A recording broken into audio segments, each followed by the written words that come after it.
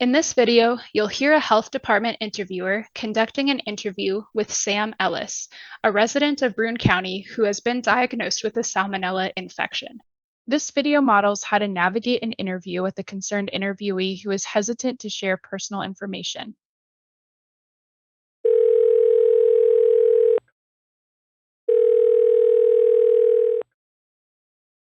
Hello, may I speak with Sam Ellis? This is Sam. Who is this?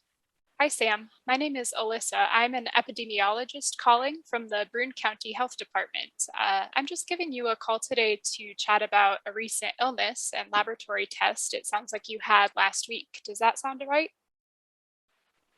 Now, I'm confused. How do you know about that? Isn't this some sort of privacy violation, like HIPAA or whatever?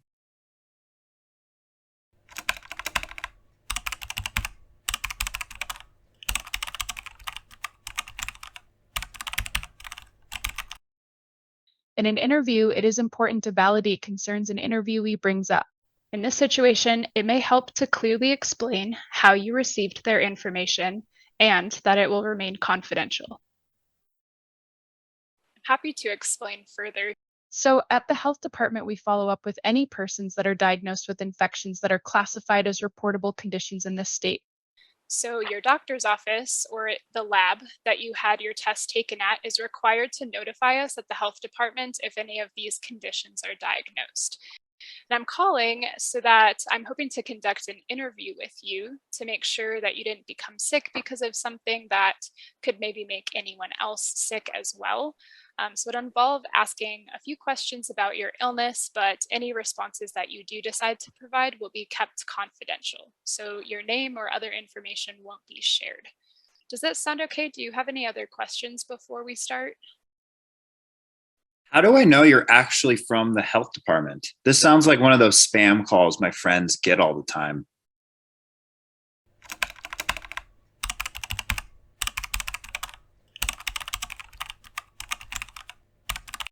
You may be asked how to prove your identity over the phone. Be sure to validate the concern and provide options to verify who you are and where you work. I completely understand wanting to verify who I am, especially when we're talking about health information. So we have some options. I could send you an email from my health department email address, which ends in at brunecounty.gov. I could also have you call this phone number back and I would let the call go to voicemail so you could hear my health department voicemail recording. Or I'm happy to give you my supervisor's number and they'd be happy to answer any questions that you have and verify that I am a health department employee. Do any of those options sound helpful to you? Well, I guess I believe you, but I'm not really sure what questions you have for me. Okay, great. Well, your laboratory test from last week came back positive for a bacteria called salmonella. So that's what was making you feel sick. I'm hoping to ask you some questions about what was going on before you were feeling sick, so we can see if we can figure out what might have caused your illness. The whole interview would take about 20 minutes. Does that sound okay? I don't really know about all of these questions, but go ahead.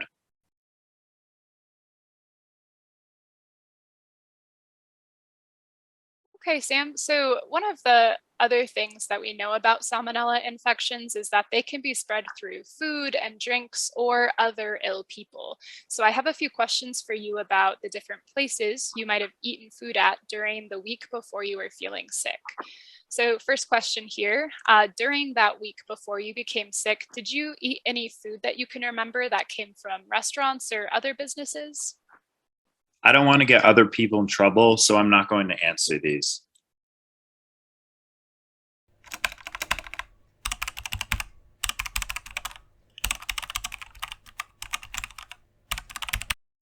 When addressing hesitancy, it can help to explain why certain questions are being asked and remind interviews that their responses are confidential.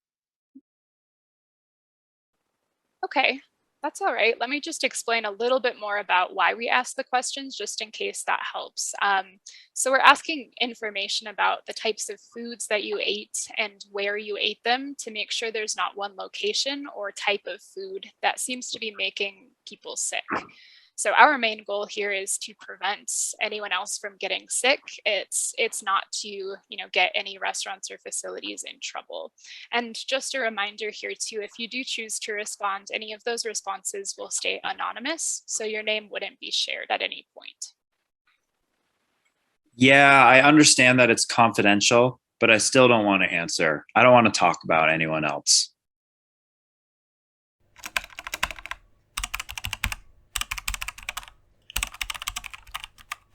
You may still find that interviewees refuse to answer specific questions.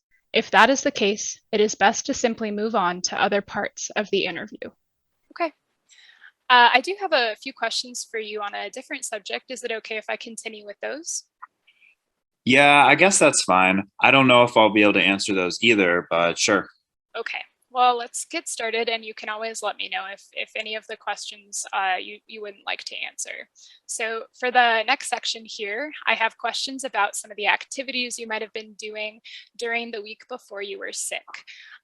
Did you do anything during that week, so before you started to feel sick, for work or volunteer activities? I just went into work like normal, nothing crazy. Okay. Can you tell me a little bit about what you do for work? That seems like you're prying a little bit. Why do you need to know that? Let me explain a little bit here. So we're just hoping to learn a bit more about how you spend your days. And there are also some high risk work settings that have more potential for infections to spread between people. So we want to make sure that we're getting information about what you do for work so that we can do what we need to do to prevent anyone else from becoming sick. I don't know if I'm comfortable sharing that. I don't really want my boss to find out and I get fired if I have to miss work.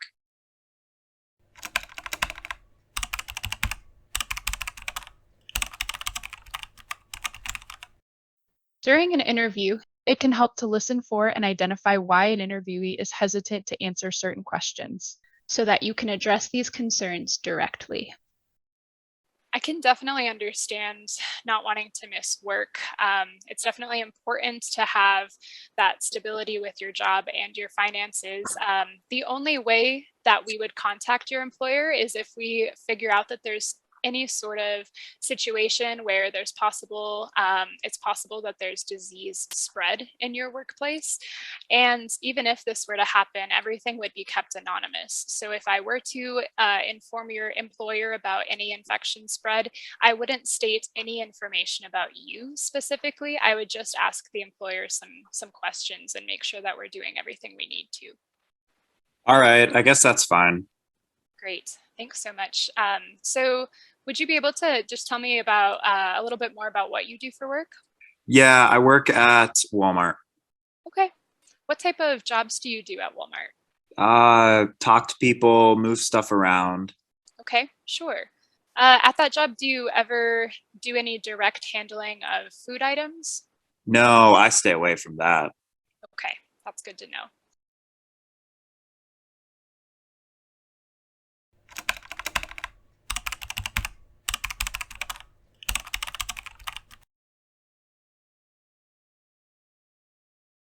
In an interview, it is important to validate concerns an interviewee brings up.